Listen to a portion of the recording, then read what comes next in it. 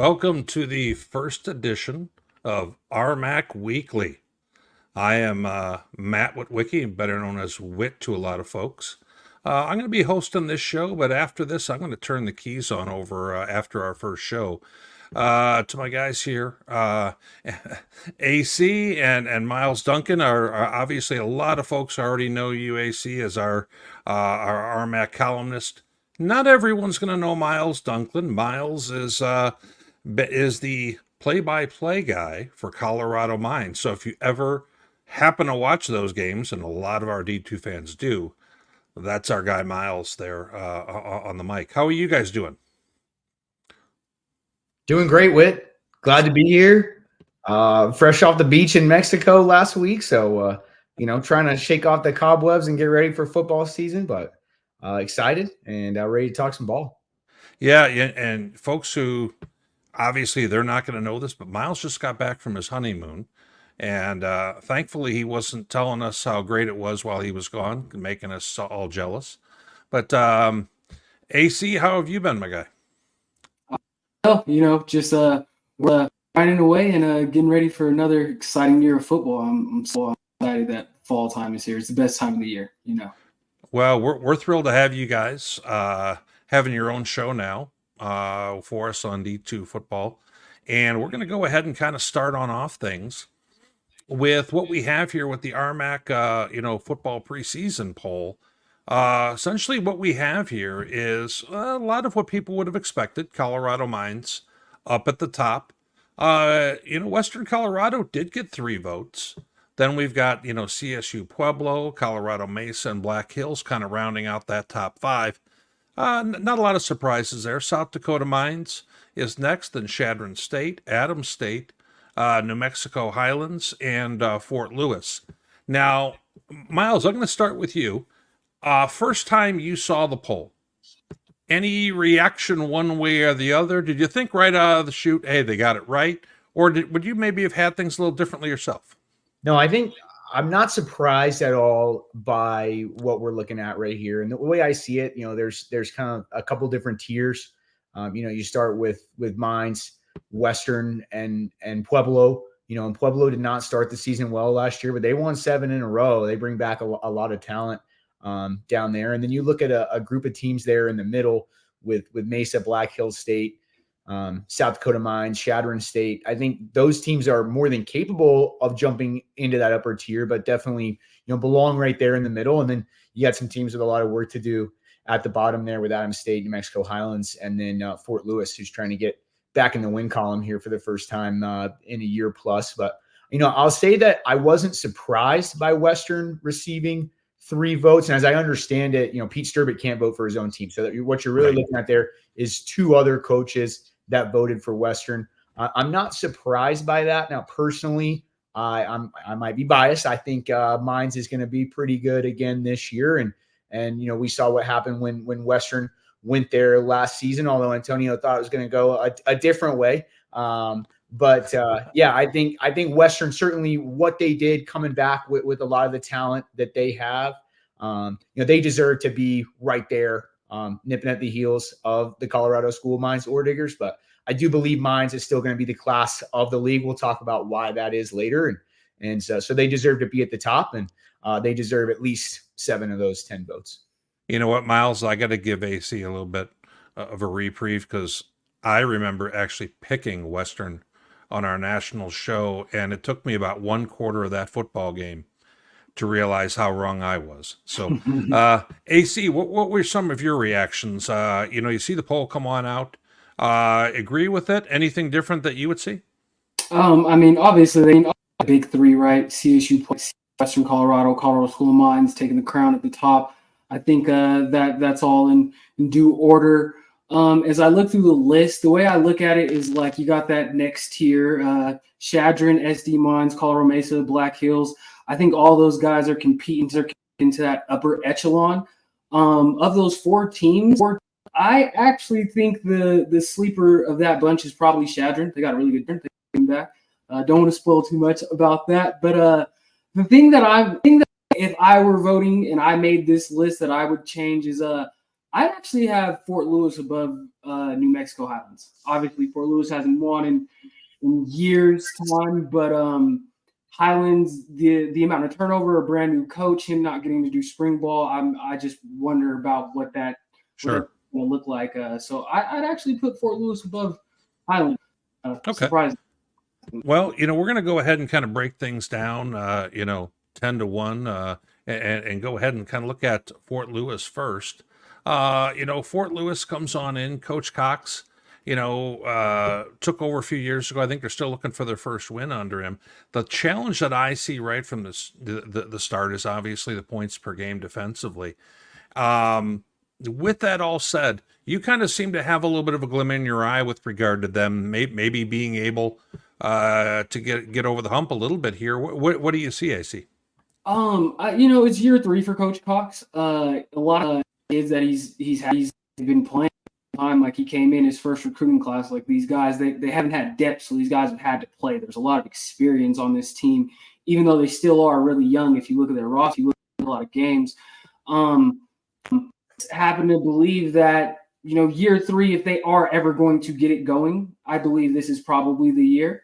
So, they competitive. They probably could have got Adams really close. And I think they're going to get over the hump and at least get a victory this year. Okay, fair enough.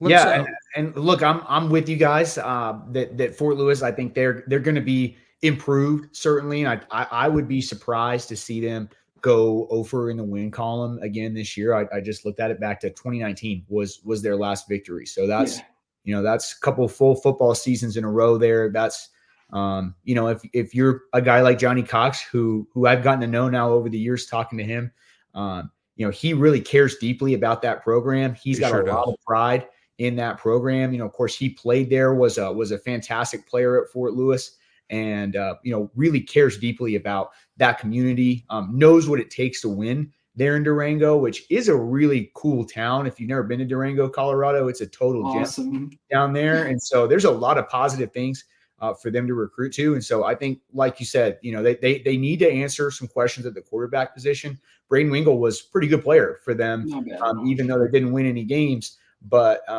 the depth that's arriving, and like I said, the Johnny Cox factor, I think he's just a super guy, hard guy not to root for. And I definitely see them improving. We'll talk about it, but might have a chance to get back in the win column week 1. I will also say this. Also say this. Like thinking about the future, obviously we're previewing on this season, but class they had a great recruiting class this year. Their signing class had some kids in it that they had Jake Jones from Chatfield. Like they got some dudes that do in the coming year, if Coach Cox can develop them and whatnot, some really talented players for Fort Lewis's future.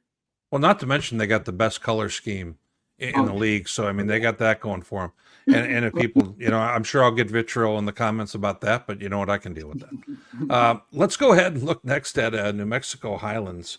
For first year head coach coming in, if I remember right. And, as you kind of alluded to a little bit of it, do we have some uncertainty? How do you see this squad?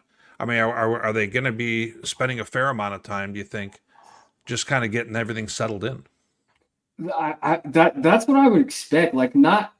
I don't want to butcher his. I don't want to butcher his name. Miles, you want to help me out here? I was hoping one of you had done the phonetic research there. I'm not going to. We're going to call him Coach T tonight. Coach T. That's right. Coach T.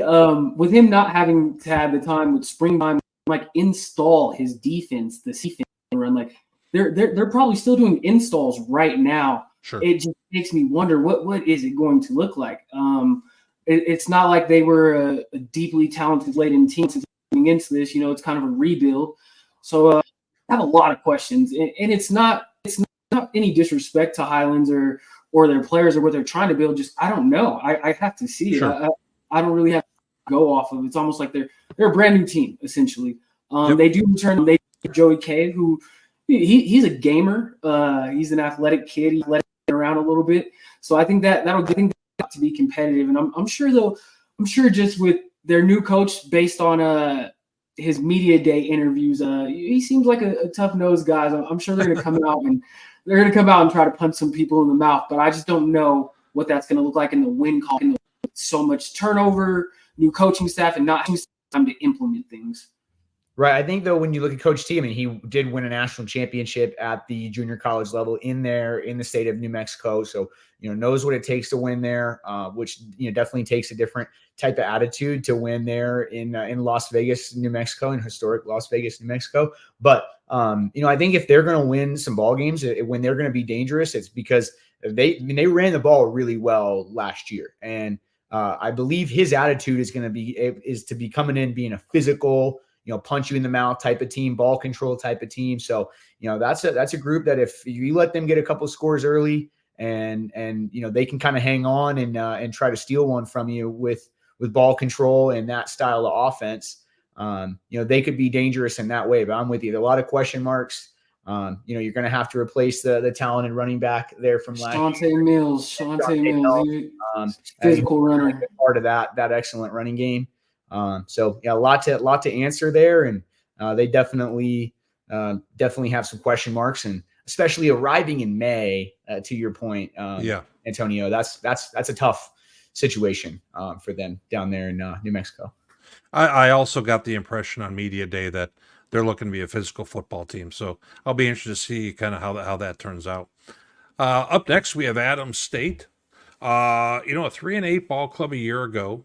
Something that jumps out to me right away, AC, giving up 40 points a game. That seems like an immediate thing that needs to be addressed. Otherwise, you're going to have a hard time kind of moving up a little bit further. How do you see things with the Grizzlies? Looking at the Grizzlies, they had some transfer portal. They had some kids leaving the transfer portal. Daniel Mendoza, tackler, had like 110 plus tackles last year at the safety spot. He left, went up to Central Washington. They had a lot of coaching turnover. Coach Harrison, he hired a lot of new coaches, some guys that I've played with. So a lot of new things going on at Adams. I'm still just waiting for the year that their defense shows some signs of life. Offensively, they've kind of fallen off from what they've been before. They've been a really, really strong offensive team, but now they've kind of slowed up on that end. They're in things. They had new starter from last year. Both guys started multiple games. I'd like to see them go with one and ride with one throughout the season. Obviously if he doesn't get injured and whatnot, and see if they can build some continuity and whatnot. But looking at them in this upcoming year, I don't see them really jumping into that next tier with the Mesas and Chadrons of the world. I don't see that happening just yet. Sure. Yeah, I'd agree. And first of all, I'm a big fan of Coach Harrison. Although he did beat my Texas A&M Aggies when he was playing in Missouri. I was a senior that year. Broke my heart. Talked to him about it last year, but that's okay. But he played the game at a high level. He knows what it takes to get it done, and so I am surprised to see so much depart for them on defense. That's his area of the ball. He played in the secondary in his day. And, when you look at their offense and what's coming back, there's just not a lot of meat on the bone there. They didn't have a single rusher go for over 400 yards. They did not settle on a quarterback and let anybody really get that time to grow into that position. And so a lot of question marks there. They're going to have to really step up on the defensive side of the ball, to your point, with how many guys they're losing there. And so I think they're pretty steady right there in that number 8 spot for me in that lower tier. And I'd love to see one of those teams, by the way, make that jump and impress us this year. And I'd love to see it happen from Jarrell Harrison because he's a great guy. Up next, Chadron State Eagles, Coach Jay Long. Let me ask you guys, I got a chance to watch Chadron last year against Augustana early in the season, being a Northern Sun, columnist. I wasn't real impressed with Chadron's effort in that ball game, and it was kind of being a one-sided contest. And it seems like, since COVID, they're under 500, in that window of time. Is Chadron right now trying to kind of hold on to this middle tier they're in, and without falling further down, or Where do you guys see the program going with this year, and what do they have to kind of change that trajectory? It starts with the quarterback position. Since Dalton graduated, the offense has been respectfully just bad. They haven't been able to establish. I mean, it's crazy. Tommy Thomas, the receiver pictured here, he pictured amazing last year, but the offense isn't consistent. And until you get a quarterback right in the RMAC, you're never going to really compete. The best teams are the teams with good quarterbacks. That's what wins in this conference. Simply put, Coach Long realizes they're a little stagnant. If you saw his media day interview, the first thing he said was, "We wanted a quarterback, went out and got a guy." So kind of understands where things stand and what they need to get back to where they were, because Chadron State, they're a storied program. They have the pedigree and history. So I think he realizes that things are a little stagnant. I think he's doing what he can to change that. Sure. Yeah, I'm kind of with Antonio on this one, that I'm not sure that they're gripping to hold on to that middle tier. I think they're a team that maybe even has a chance to elevate into the next tier, especially, Gotcha. Like you said, with a new quarterback coming in. That's DJ Ralph from San Diego State. You look at Jay Long, he's been there for 13 years. They love football in that part of the world, right? I mean, I saw a graph recently about where people watch college football in the United States, and in Nebraska. I mean, it was like a literal outline of the state. They are college football fans. They love it in that area.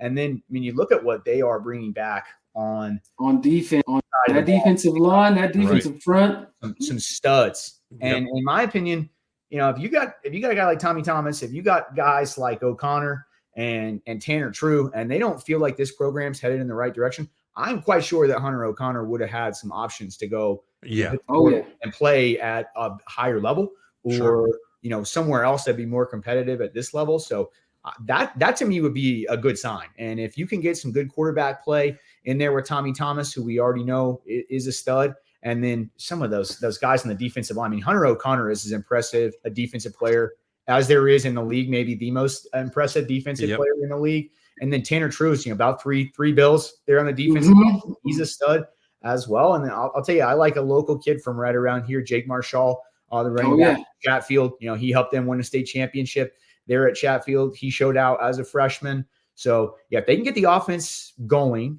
and the defense can be what they got some game wreckers on the defensive line. And so, I do think that they're easily solid in that tier, and, with a chance to kind of move up a little bit within the league. It sounds to me like you guys are calling this maybe the bounce back team in the league. Just might be. Okay, you heard it here first. They're 5-6 a year ago. It sounds like you guys are calling for a little bit better record this time around. And I'm not saying 9-2, but they could definitely pick up a few more wins than what they had last year. We actually had you at 9-2, Miles. That's what we wrote down there. But that's what we took from that. But, let's go next up, South Dakota Mines, the Hard Rockers.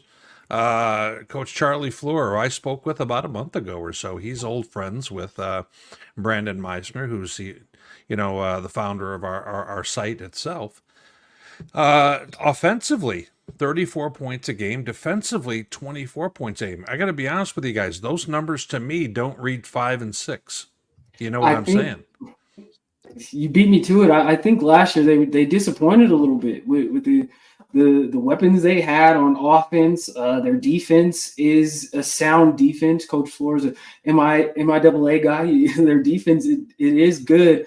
I was a little disappointed in them last year. I thought that they should have been a better team. I thought that they would be pushing to get into that top tier. I think Chadron may do that this year. That's what I expected from them last year. So I was a little disappointed in last season. But it's a new year now. They lost some guys. They did some all-world receiver, Ben Nolan. He's gone. Their quarterback, Jaden Johan, transferred up. I believe it was Murray State where he transferred up. Yep, that's right. And I've already seen him in PR shots, so that tells me there's a good chance that he's probably taking snaps. Yep. Yeah, he can play. So they lose some huge pieces, but Jake Martinelli, the guy that's probably going to be the guy. I believe he's a senior this year. He's been a captain for 3 years, even though he's been the if that doesn't speak to his just leadership, how much the guys on the team have to, vibe with him and love that guy. I think he's probably primed and ready to go. Yeah, I'm with you guys on everything you said there.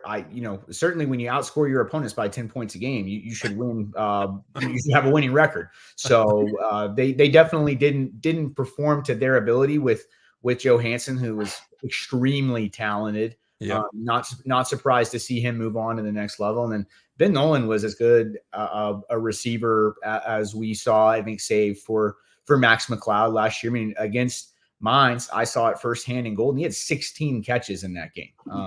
That's pretty impressive. The guy was uncoverable nearly, and Mines was well aware of his ability coming into the game. So Noland is a guy that's going to be really difficult to replace in my mind. That you just can't really undersell how good a football player that guy was. And I think they might have had him penciled in to return, and he won't be back. So that's a big loss for them. They do have some other solid receivers. And like you said, with what's his name at quarterback coming back here, Martinelli. So those guys are capable, but were they the superior talents they had in Johansson and Nolan last year? No, I don't think that they're quite that good. But certainly excited to see Martinelli play and the other guys get some opportunities. But yeah, Nolan's a big loss. So that'll make things a little bit easier for defenses, certainly not having him out there. I would say one thing to watch out on their offense is the guy we got pictured here, Henry Dryden. I want to say he was a first-team all-conference tight end last year. Look for him to get a lot more this year. They always seem to be pretty good offensively, and then obviously their rival from about 40 minutes away, Black Hills State. Coach Bresky in his 5th year. I'm familiar with Coach Bresky. I remember when he was the offensive line coach at the University of Sioux Falls back in 2016 or so when they went undefeated in the conference. 6-5 this last season. You know what, guys? This is a squad that I've kind of watched from a distance. They seem like they've been kind of teetering in that 7-4, 6-5 area here. Kind of tiptoeing up to maybe a little bit of a playoff conversation, but then in the back portion of the year, things just don't, pan out for them.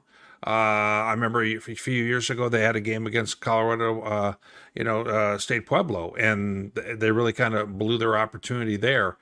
Is this the year where they can go ahead and kind of make that move, or do we think they're going to kind of stay right where they're at?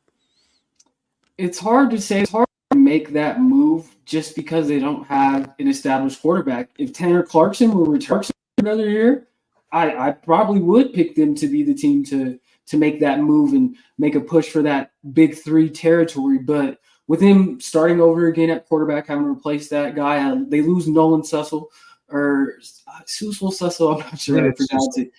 Sussel. He was a great running back.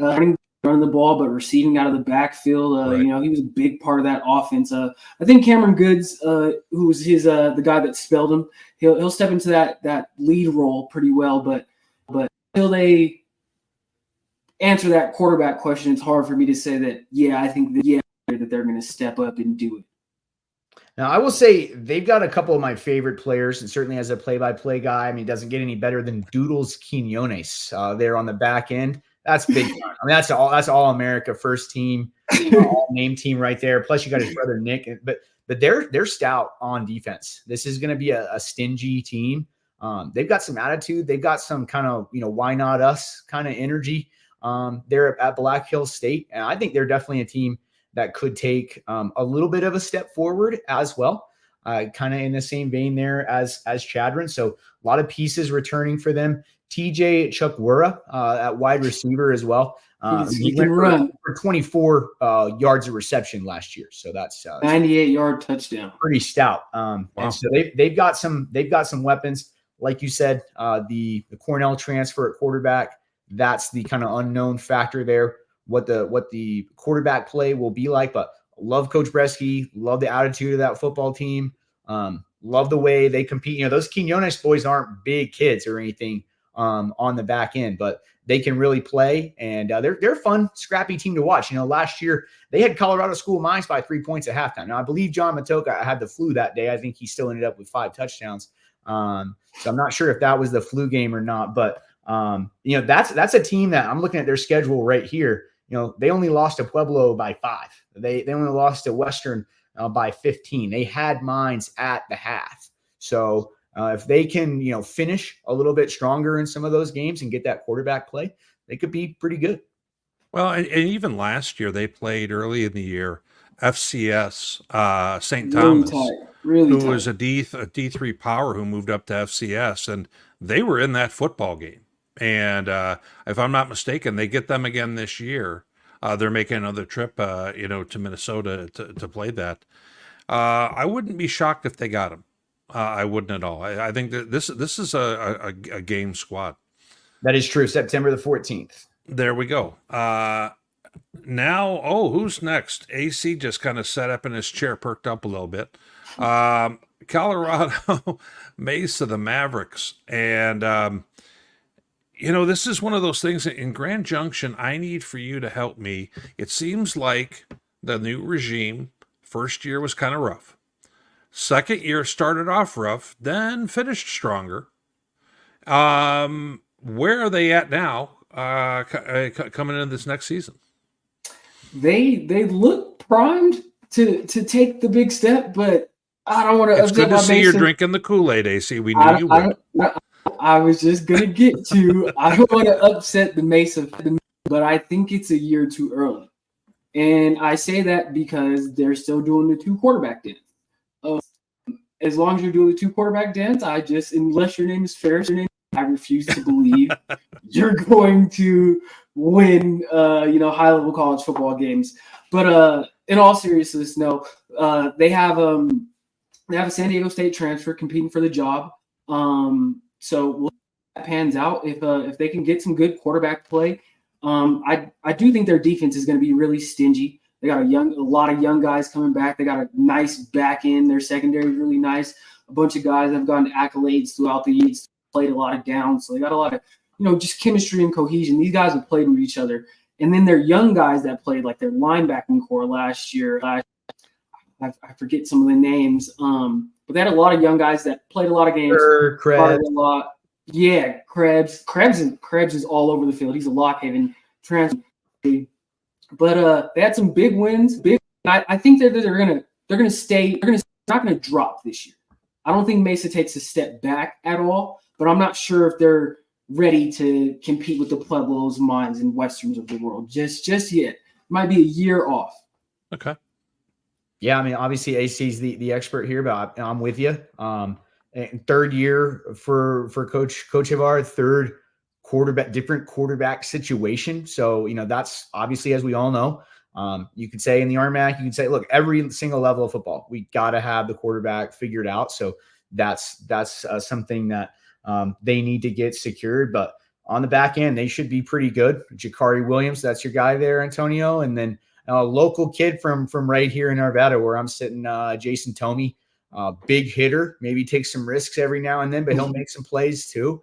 He had 3 last year as a true freshman. Yeah. No, and I saw him play at the high school level here on a regular basis, and he definitely will bring the wood. So, those are some exciting guys from him. But looking at their schedule from last year, and Antonio, this might be the question for you.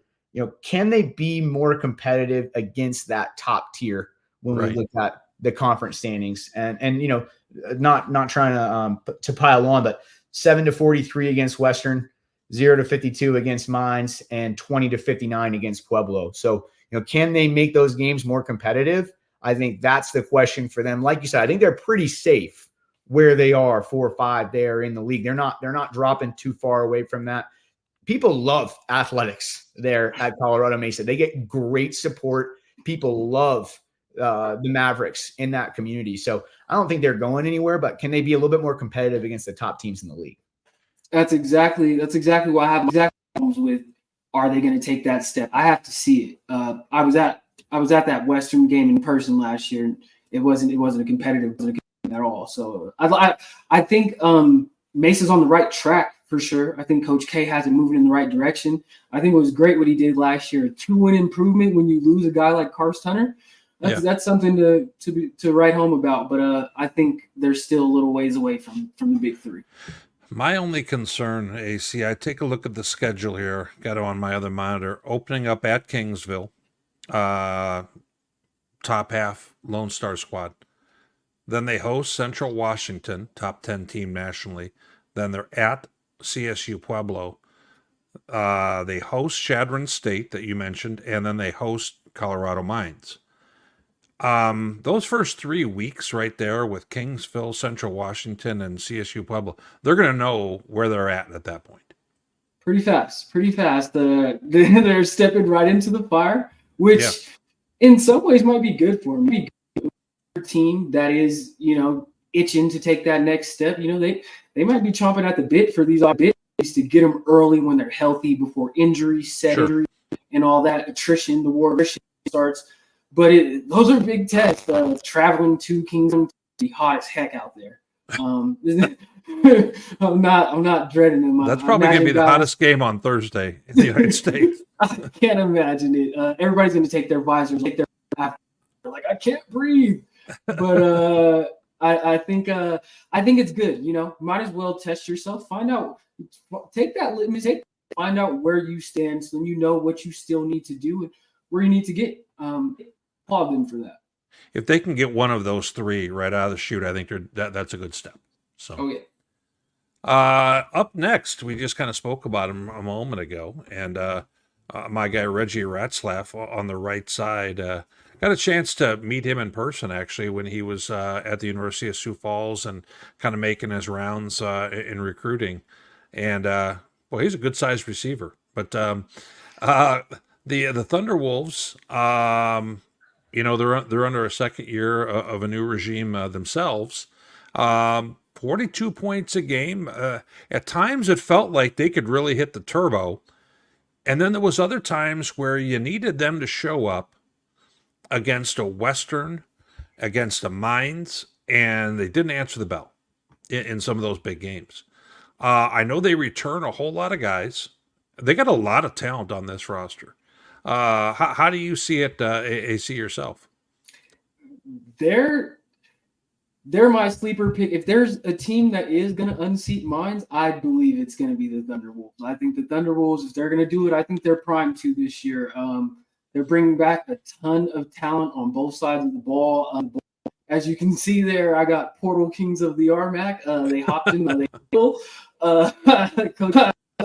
Kiffin on.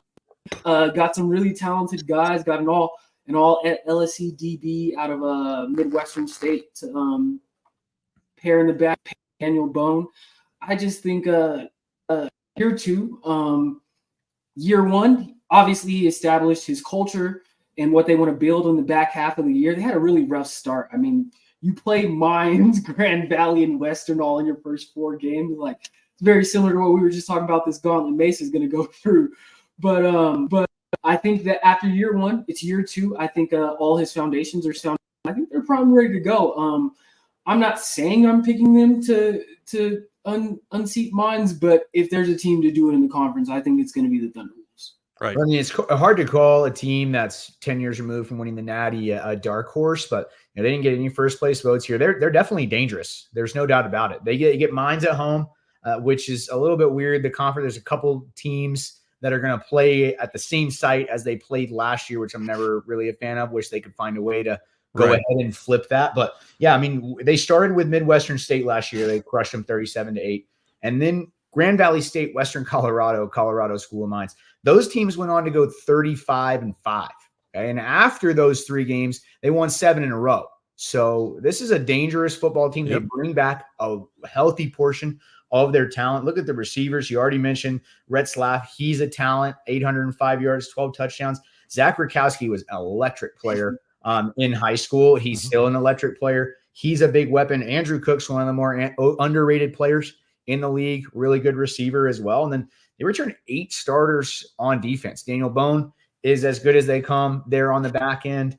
And then you look at Seidenberger was the freshman of the year in the league there at linebacker. They also had the offensive freshman of the league on the offensive line last year. I think the question mark here with Pueblo is certainly the quarterback position. They still have Chance Fuller on staff. He's actually the quarterback coach this year, so that's fun Right. to have him still in the mix. And they have a veteran there in Devin Larson and Stephen Crowell. And so I would expect him to be the starter. He's a good dual threat type of guy, has played plenty of football, local area from this kid. And I know Devin Larson's also in the mix, but if they can get really good quarterback play, those receivers, they're not what Mines has. Okay. Mines has an elite tier there. This is a really good group of wide receivers, but this is an excellent skill position team. And, Pueblo's got some attitude down there. I'd like to see if Coach Vigil can get that same kind of edge that certainly Coach Risson did. Obviously, if it was that easy, everybody would do it. But I think he's got a chance to rekindle that down there and get it going. And so, especially when you look at last year, you had to play those three teams all in September with a brand new coach, with a brand new install, all of that. Once they got to settle in, they were a pretty scary team. Now, they didn't have to play the best teams in the league from that point on. So it'd been interesting to see what they had against top teams by the end of the season. But they're a dangerous squad for sure. I think dangerous is a great way to speak about them, Miles, because I can remember last year, we're thinking, okay, this is the type of team who can go toe to toe at Grand Valley and score more points on them than anybody else did that year. All year. But then come home right after it and kind of lay an egg. But, let me ask you, they have, the quarterback position is kind of a big thing that's being figured out there. Roman Fuller is the cousin of Chance Fuller, and he's on the squad and just came over from, the University of Tulsa as a quarterback. Makes me wonder if he's in the mix too. So, it's on media day, like they're going to have a heck of a competition for that spot. I wanted to speak to that because obviously the running thing with me and the pick and who I think is going to be good is quarterback play is a huge part of it. The reason I'm not killing Pueblo for not having their quarterback set and sound is because last year in Coach Vigil's first year, I watched him do it. Bring in a transfer, fit that guy in seamlessly with Chance Fuller, a productive, very efficient, good quarterback. The guys on his roster, Crowell, he's had a year in this system now with Vigil in practice. He knows Vigil's going to know what Crowell does best. But the transfer from Mexico, he's like 15th career active passing yardage leader, and he previously played for Vigil, started under him. I think he's proven that he can do this and can make it work, whereas other teams haven't. Which is why I still give Pueblo the pass on maybe not having an unquestioned starter heading into the season. I would agree, AC. You were kind of going down the road of this is going to be the year that Pueblo gets Mines. Maybe it is, because things seem to be kind of lined up where maybe Pueblo should be ready to peak. Mines is still, post Matoka. It's going to be hard to be at that same level. I know Miles is going to tell us otherwise here in a moment. But I think this is definitely something to watch. I really do. CSP is a dangerous team, as Miles said, and I agree with that. Now, the team that doesn't get as much shine as Pueblo a lot of times, especially nationally, Western Colorado. Different style of football. We're going to look to be a little more physical, kind of lunch pail. Your photo right there, that tells me enough. It looks hard-nosed. And, Jazz Baines likes this style of football. Defensive football team. Look at that. Points per game last year, 16. They bring back Drew Nash at quarterback. They bring back some key players on defense. If you really look at it, AC, is there any reason for this team to take a step back, or maybe is it their time? I don't think that they take a step back, but I still whether they can take that step forward and jump Mines. Just from a talent and depth perspective, they had injuries last year that really hurt them. Injury here or two there, whereas at other schools there's more depth and guys that can fill in. I think they could have been a lot better team if they were healthy last year. So I wonder about if they can take over Mines. and then just them in the big games, the same way we have questions with teams and how they play when they play the top competition. We were primed and ready for that Mines Western game and thought it was going to be, a classic, and it wasn't. Their playoff game, Central Washington, I thought that Western should handle Central Washington. I thought it might, but I thought Western would win the ball game pretty comfortably. They lose that ball game on their home field, so a little bit of Western. Even though they averaged 36.1 points per game, their Coach Jazzy, I always give them crap. I think that they could do more offensively. But we know their defense is going to come to play. They back Kendall Hollowell, who is an all-world linebacker. They've added some other linebackers. I wonder if Miles remembers Hayden Stewart from Mesa a couple years back, all-conference linebacker. He's at Western right now. So I'm looking forward to seeing their defense. I think it's going to be exciting. I think that put into we're an upper echelon team in the RMAC, and I don't see them sliding back, but I don't know that they beat Mines either. Okay, and by the way, apologies, lost you guys for a second there. Don't know what's going on with the internet. I did want to say one more thing about Pueblo here in that game against Mines.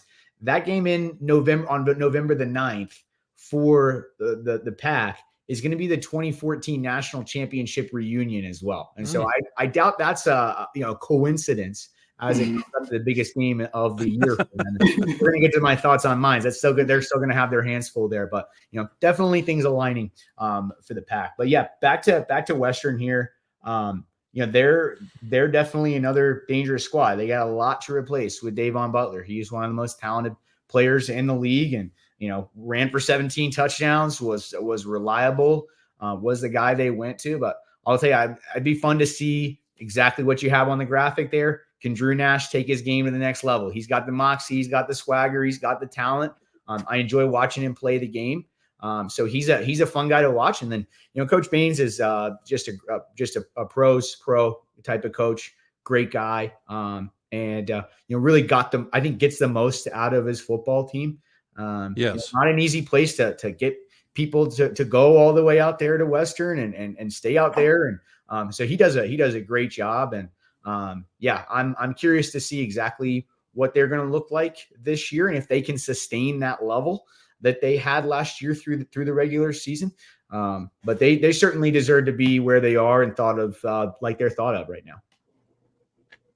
Let's go ahead and look at the front runner, deservedly so. Colorado School of Mines, the Ore Diggers. On this one, Miles, we are going to end up starting off with you first. Coach Sturbick, coming on into his second year with the squad, 46 points a game, 13 defensively. Obviously, kind of a bad taste in their mouth. And that Harding game, I mean, it's hard. It's maybe for the off season, for the team getting ready. It actually isn't a bad thing because, boy, I think it would sure be motivation. How do you see things now in a post-Matoka world for the Ore Diggers? Well, I think there's a lot to get to there, obviously. Let's start with the national championship. As I went down on the field after the game, obviously everybody's incredibly disappointed. That group last year, it did seem to be a natty or bust type of mentality. John Matoka, that group had done kind of everything. But those guys on the sideline, they weren't broken men. They weren't just completely shattered by this. I would be shocked if they were to have a hangover. That's just not how Mines kids are. Okay. They didn't make it to have that type of academic rigor and I'll go through all that stuff to have a setback kind of knock them back down. So I think right then and there, I can kind of deny that. I think that'll be a thing. I've never seen guys in that type of situation where you'd expect them to be crushed to still be like, yeah, we still had a great year and still, view the whole situation as a personal victory for them, even if that day didn't go well. And I don't want to speak for them, but I was really proud of the way they responded, even right there in the moment. Let's talk about the replacement for John Matoka here in Evan Foster. And that's who I certainly expect will be the starting quarterback. Right. Evan's a sixth-year senior now. He came in the class of 2019. We can remember all the way back to the fall of 2019. So this is a kid that's been there for a long time. He won the backup job as early as 2020. Okay, so he's been the second best quarterback on the roster there for for 4 years. He's John Matoka's best friend. They were roommates. These guys were in lockstep, and Evan commanded all along kind of the same respect as an upperclassman quarterback that John Matoka did. So he's thrown the football to these talented receivers, and that's really where I want to start, is with those receivers. But he's thrown the football to those receivers basically as much as John Matoka did, counting all the other reps outside of live in the game. And when Evan Foster has played, by the way, Evan Foster's played very well. In his career, he's in 24 games, 76%, 6 touchdowns, no picks. Now, a lot of that's in garbage time, but he's been ready for this opportunity for a long time. He's not the same player as John Matoka. He might be a little bit faster to tuck it and run, maybe a little bit bigger, a little bit more run you over type of guy, but he's ready for the moment. He's been ready for years. They do have some talented players behind him as well. Jake Sipes in his 4th year. Joseph Capper is a super interesting kid out of Denver. State Player of the Year in hockey. He's quite a talent as well, kind of a skinny kid, but he's definitely a gamer as well. But look, the receivers that they possess here with Max McLeod, Flynn Sheely, and Nick Stone combined last year for 225 catches, 3,000 yards, and 31 touchdowns, right? So even with average quarterback play within that system, and they haven't had anything less than exceptional quarterback play there since 2014, maybe but 1 year. Okay, you're talking about multiple Harlan Hill Award winners, guys in the CFL, super talented quarterbacks there that have been in that quarterback-friendly system. Them throwing the ball to Max, who might be one of the greatest receivers in D2 history, already is. And Flynn Sheely, who's probably one of the more underrated players in the whole country. They call him the Freak. They're on the outside. Pueblo and a couple of playoff teams got a taste of Flynn Sheely. Those guys are going to cure a lot of ills. And then when you talk about Landon Walker in the backfield, who's an established star for them at that position, and Nick Vandergraff, who's been one of the common denominators between all their success as well at left tackle, a 4-year starter, the offense is very likely going to be extremely potent. And the other thing is that Mines, and you guys cut me off if I'm rambling, if I'm waxing on here about the Oilers, but they have not lost a player to the transfer portal in program history. So in this time where they had all those 6-year seniors, all those players that have played all that time, the recruits underneath them have been ready to go, chomping at the bit. They haven't been leaving because they want a starting spot. Now, once you get through that first year at Mines with the academic rigors, they want to stick around. So, and especially with the winning there. So the recruiting that has been better than ever, they're recruiting off of all this success. Those guys are now ready to play. And so they've got a ton of depth at skill. And then quickly here on defense, while you did lose Nolan Reeve, they return a ton of production. And guys like Jaden Healy, Adrian Moreno, Hayden Gregg. And then you look at the back end, they return both their corners, All-American corner there in Jackson Zimmerman. It should be a pretty stout defense as well. And they've played so many guys over the years. AC, you know this as well, that it's more of an NFL-style rotation, that even though they only technically return 5 starters, they return a ton of experience. So between the new guys that have been waiting their turn, the guys coming back, I think in Golden, they're feeling pretty good about their chances. Who are some of the – let's name a couple of the new guys that the world doesn't know about yet on the event that you expect to step up. Like a step I'm thinking of is like Josh Pollard. I expect Pollard to be ferocious on the defensive line this year. Who are some defensive guys you expect to step up?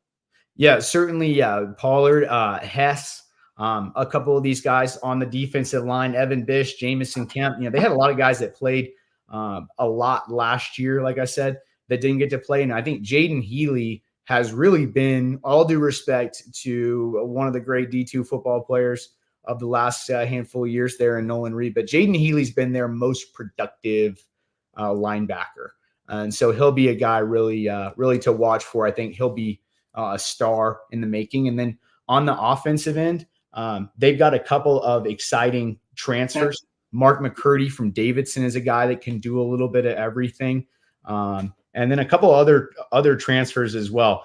Don Cargano on the defensive line from South Dakota State. And and Noah Atherton on the offensive line. So they've got some talent coming in there in the transfer portal as well. And guys that are ready to go and make an impact. Let me see if there's any other names I can pull up here on the defensive end. What about that? What about that running back from the spring game? I don't know his name. Number 25, thicker kid. 25 on offense would be, I believe you're talking about Connor. 25. He wore 20 spring game. He was might have been. So they're deep at running back. Connor Mickelson and Braylon Tate are going to be explosive runners there for them as well. And then the fourth guy they love at running back, his name is escaping me right now. They did add a couple of kids. I believe it might have been Snyder, who were 25 in the spring game. Big kid. They got some talent up there, no doubt. The cupboard is not dry, although the rest of the RMAC may wish that was. Well, you know what's funny that Miles brought up a moment ago, kind of how they're impervious to any problems with the portal. It seems like we were talking about this at the national championship last year, that the two teams who were meeting, Harding and Mines, were kind of the two teams who were unaffected by the portal, meaning they both have a certain culture and way where it was like all this peripheral stuff that's going on around them doesn't matter. They're just doing their thing. Yeah, and that's really, really impressive. In this day and age. It looked like Northwest Missouri State was that kind of team for a long time, and then their running back goes to Oregon. So they're kind of like the few that really are in that position. It's such a unique one where they can just go ahead and keep building from within and not have a major concern about having to re-recruit their football team at the end of every year. The benefit of that sustained continuity in your program with development guys and building them, when you also win at this level that Mines, you have the success that Mines has had, it'd be very hard for me to believe they could take a step back, because Mines has played so many games against the top D2 teams across the nation. They're at that level now. I believe their standard that they've just set over the course of the last 5-6 years, it'd be hard to believe that Mines is ever going to drop below this again. And that's certainly how they view it there in Golden. By the way, the other two guys I meant to mention there on the defensive line, Eli Krawchuk and another guy I think has a chance to be a star, certainly, is Jacob Sanders, who will be a redshirt freshman. But it's an embarrassment of depth that they have there, exactly to what you guys are talking about, because they don't have to re-recruit. They can keep all those guys. They can develop them. And these are guys at Mines there that, as I've learned about these Mines student athletes, that they're kind of masters at time management. They figured out this thing about self-improvement and how to just kind of stay in their lane and do what they need to do to work on themselves and improve. And it's really been an impressive thing to watch. And, while I think as well, 3 new head coaches in 3 years, obviously going into last year, but the rest of the staff has been incredibly held together well. And so there's been basically no change, no drop off, no noticeable tone or culture change. It's all still what Greg Brandon kind of brought to fruition there. All those guys that are now there and Pete Sturbick and Brandon Moore is now at UC San Diego. Those guys were all Brandon Moore hires, or rather Greg Brandon hires. And so that culture has really remained, and the rest of that coaching staff has remained. And so I think that's been a huge part of their success as well. Why would you leave Golden? Why would you leave winning, 10 games a year, living in Golden? It's beautiful. You got Coors right here. You got all the breweries. Why would you ever leave Golden? And they know the kids that they coach are going to do what they ask them to do. And I think as a coach, that's got to be a really nice feeling. The technique I coach and the things that we expect out of you, you're going to deliver those things, because that's just kind of the nature of being a student athlete at Mines. And by the way, just because I work for them doesn't mean that I would have any ability to be a student or an athlete at Mines, not even close. But being around those guys, I call myself a muggle when I'm on Colorado School. They're all the wizards. I'm just one of the regular people. Do you think that's what they all look at? Do you think they all look at me as a muggle, like when I'm on the sidelines and such? They're like the little muggle guy over here taking pictures. I don't think so, but definitely I'm humbled by their ability, like I said, just to simply manage their time. Well, guys, let me ask you this. This year, they have West Texas, they have Washburn, first two games. They're going to be a healthy favorite in both of those contests, if we're going to be real candid about this.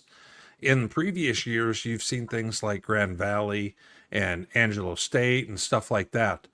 They have a real good chance, just looking at this from the jump, that they could go undefeated again unless we see a Pueblo or maybe a Western come and get them, because I don't see out of conference them dropping either one of those games.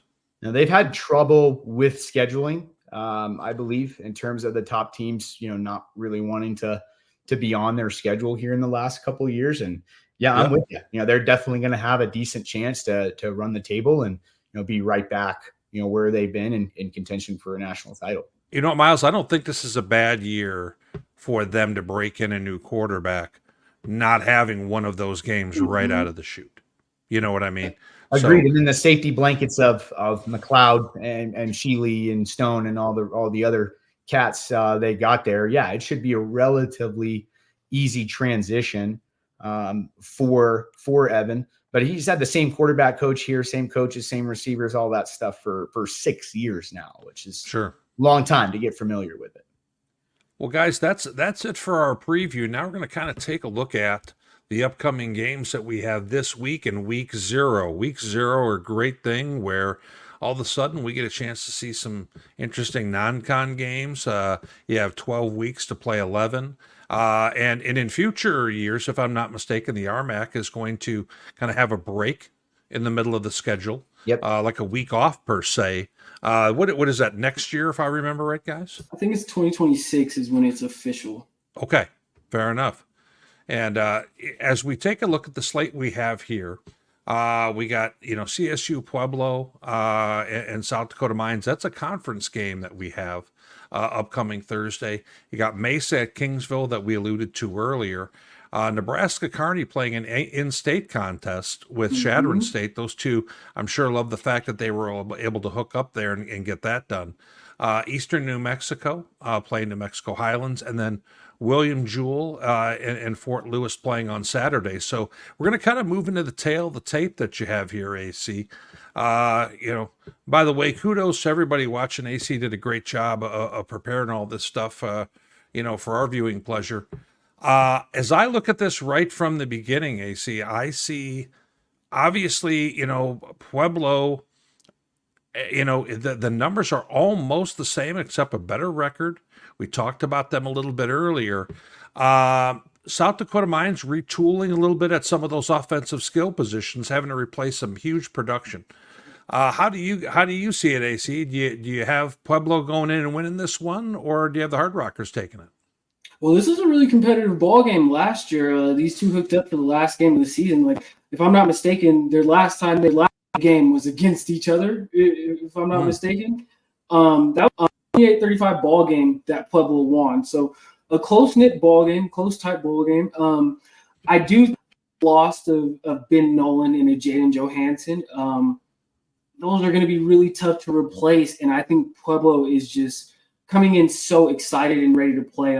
I'm going to take Pueblo in this one. I don't know that Pueblo blows them out, but I think Pueblo gets it done on the road because I think Pueblo's focused and just they're primed and ready to go. Those dudes down the road in Pueblo for me, they're chomping at the bit right now. Miles, how do you see this one? Yeah, I'm with you guys. I think South Dakota Mines is gonna keep it competitive. I would assume, and they do have some decent players coming back. Certainly on the offensive side of the ball. You mentioned, by the way, Dryden earlier. He was first team all RMAC there at tight end. But with that being said, I think CSU Pueblo is a team that they're going to be, dangerous, and they've got a lot of talent coming back on the offensive side, not just the receivers, but on the offensive line at the running back position. And as we stated earlier, it's it's still a competition there at quarterback, but it's not without good options, right? It's not one of those, well, it's a quarterback competition because you don't have anybody. No, you got Stephen Crowell, who's established, good quarterback in the league. You just have other guys that could push him there. So yeah, Pueblo, I would definitely assume that they would win this ball game. They are 7-0 all time against South Dakota Mines. I think if Mines was going to beat them, it might have been last year there at home with Nolan, with Johansson, with those guys. It was just a 7-point ball game, but I might have Pueblo here by a couple scores. I like Miles with a historical reference there. I got Pueblo running away in this one. So for all those who have displeasure with that comment, that's Witt that you want to address your comments to and your vitriol. So next game, guys. Well, AC, here we are. We've got Mesa making the trip to Kingsville. Got two squads, going to play some defense. As I look at it right here, I'm not real sure that Mesa's a big underdog. Maybe Kingsville by 7 or 10. But in terms of setting a spread, do you have your Mavericks going on the road and getting the win here? This one I'm playing with because their game last year was 30-10 in favor of Kingsville. Hold on, I'm going to stop you right now for one moment. Miles, he's having to substantiate and explain his reasoning here to the Maverick fans. So this means he's going the other way. I can already see he's setting us up for this. Okay, AC, keep going. The game was a lot closer than the score indicated by my estimation last year. Mesa had some special teams gaffes that turned into some touchdowns, but Mesa had some success, and they were able to compete with those. With that being said, though, Mesa doesn't have an established running back. Even with their quarterback situation being what it is, being the two guys, if they had a more established threat at running back, with the improvements I think their defense will take, I would pick them to win. But their starting running back, their leading rusher, hopped in the portal last year. The guy that they have listed as a starter, he's a transfer from Northern Colorado, but I haven't seen him play. His name is Brandon Belgrade. So I think Mesa competes with him, but I don't think Mesa gets it done. I think another key factor in it, Kingsville being at home down in Texas, it's going to be hot as hell. I think the Kingsville guys, I think they'll get it, but I do think it's going to be a close ball game. I think Kingsville wins by maybe a score, maybe 3 points. Yeah, I'm kind of with you, AC, on the heat as being a factor. I can tell you as a Texan and somebody who spent 3/4 of my life covering Texas high school football and college football in that state, that the heat in August is different down there. And I teach up here in Colorado, and I can tell you that the Colorado kids, their definition of heat and our definition of heat, two different things, especially once it gets to be at nighttime, right? Here, you're used to, okay, well, we get a break. You do not get a break down there. The cramps are different. And I will say as well, just the culture, the depth that a lot of those Texas teams have, given the amount of talent in that state as well. And, you look at that 30-10 score from last year. I'm close to picking Mesa here. So I'm kind of with AC. I think Texas A&M Kingsville close. Well, Maverick fans, don't worry. Your guy Witt's got you. I'm going to go ahead. That's okay, AC. This is happening. Yes. I'm going to go ahead. Anytime I've watched Kingsville lately, their offense has not impressed me. I think that as they got things going in the back half of last year, they're going to carry it on in this first game and get themselves a road win offensively in that one. Moving on to our next game, we got Nebraska Kearney, MIAA, who's picked actually 10th, picked last in the MIAA this year, going and making the trip to Chadron, 3-8 ball club against a 5-6 ball club. Which way are you leaning on this one, AC? I'm leaning in favor of Chadron, actually. So this is the 73rd all-time meeting. These guys had a rivalry that's and they haven't been able to play the last play, but with the week 0 game, they can't do that. They're actually playing for a trophy made, which is really awesome. So a big game for both these teams. It's a home game. They're playing at Chadron's place, which makes me lean towards Chadron. Chadron's defense it's looking like it's going to be really good. There, like we were mentioning earlier, they have 2 first-team all-conference guys. Hunter O'Connor is a savage, simply put. Tanner Drew, he is as well. They have really good linebacker play. They're big physical guys. It's week 1. I think they're going to come out excited, ready to play. I'm going to take Chadron to this game. I know Carney added a lot of guys in the portal, but I think it remains to be seen if they'll be able to themselves this early, this season, all being new and whatnot. Whereas Chadron, guys that have been playing with each other. Obviously, they got a new quarterback, but I'm going to roll with Chadron in week 1 here, or week 0, I should say. Sorry, Miles, how do you see this one? Yeah, I think the stats for Carney here you can kind of throw out with the way they hit the portal, really remade their football team. I will tell you something that gives me pause about this game is shout out to the RMAC Insider, that text thread, and the weekly pick 'em there. But they've got the spread at Carney minus 24.5. All right. That must be Massey, who's very MIAA friendly. So that gives me a little bit of pause there, but I like Chadron. Let's certainly if I got the points, I'm taking Chadron for sure. Straight up, just based on the knowledge of the RMAC Insider and those guys and where they got that spread set, I'll take Nebraska Kearney. If you had the RMAC Insider reference at under an hour, it was actually at an hour and 6 for everyone keeping track. So, Kearney, okay, TJ Davis, their all-world quarterback, is no longer there. Enter in Reagan Jones, quarterback from Missouri Western, who's got some of that same skill set, maybe a little bit more of a brute as a runner at times. I'm actually going to go with Nebraska Kearney in this one. I think that even though they're the 10th squad on the list of the MIAA, I think that conference is real strong this year. And I'm going to go ahead and take the Lopers in a very competitive contest on the road. Next up, Eastern New Mexico, making a trip to New Mexico Highlands, 5-6 ball club, going to a 2-9 ball club here. Guys, I'll be real frank. I don't know a whole lot about either squad right now in this season. What can you guys tell me in terms of your own outlook on this one? Well, this was a competitive ball game. Eastern New Mexico edged Highlands by 2. So a little bit of a rivalry. Obviously, they're not in the same conference, but I'm sure they recruit a lot of the same players, and it's guys that know each other playing. So I imagine there's a lot of familiarity within the teams, but from the outside looking in, I don't know much about Highlands. I just don't know what they're going to look. I'll have a lot more for you guys on Highlands next week after I see some of it. But fair enough. It's kind of last year with the whole new coaching staff. You throw last year out, it's hard to say.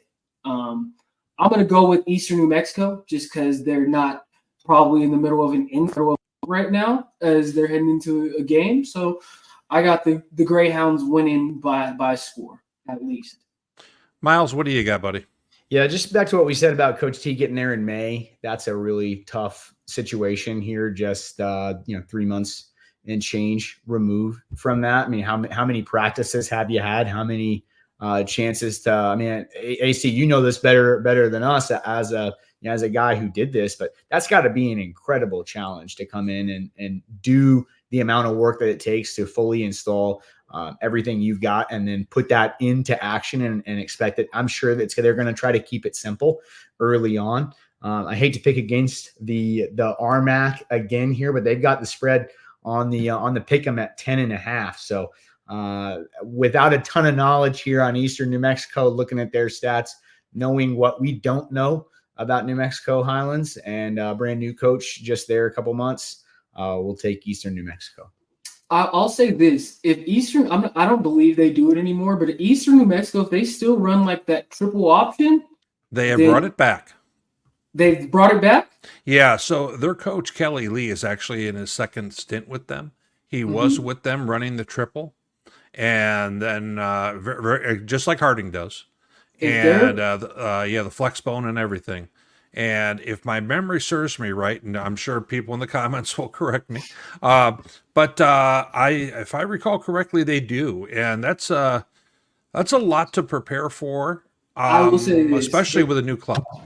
If they run that again, if they're back to running that the way they did back in the day, I could see this game actually getting out of hand a little bit.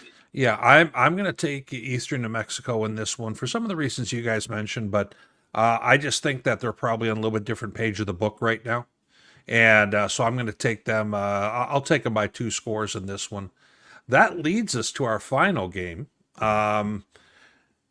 William Jewell, 2-8 club, is going to take on Fort Lewis, 0-11 last year.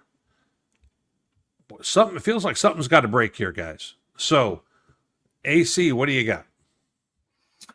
Fort Lewis has these guys at home. Last year, they played down at William Jewell's place. That wasn't a very competitive game. I believe the final score was 42-6. Right. Am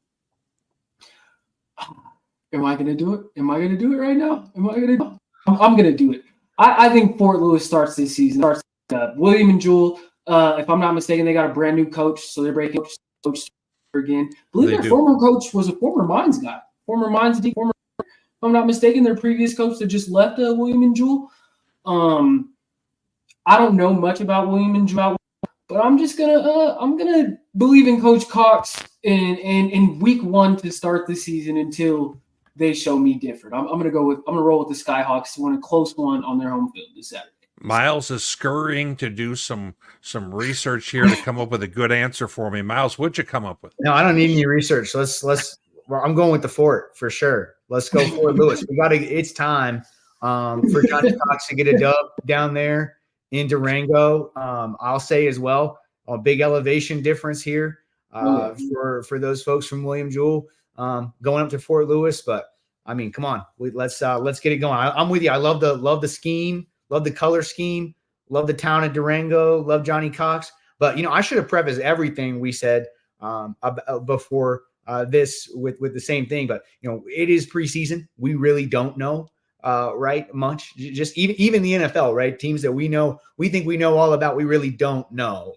Matt thinks the Bears are going to the Super Bowl. Too much. So that's the easiest way to just absolve myself of everything I've said. But let's go Skyhawks. Let's get it done, Johnny Cox. Well, first thing, I love how AC is calling them William and Jewell.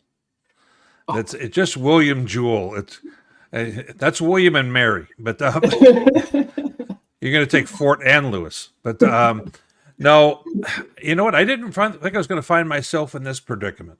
I had teed up the ball. I was all getting ready to take Coach Cox in Fort Lewis and be the one guy to take him, and all of a sudden, now I'm jumping on the bandwagon. Is that where we're at? I'm jumping on the bandwagon for a team that hasn't won a game in 5 years. That's where we're at, apparently. Coach Cox, we're all only 4 years. Yeah. Okay. I'm sorry. Yeah. Coach, I'm taking you guys here to get off the schneid.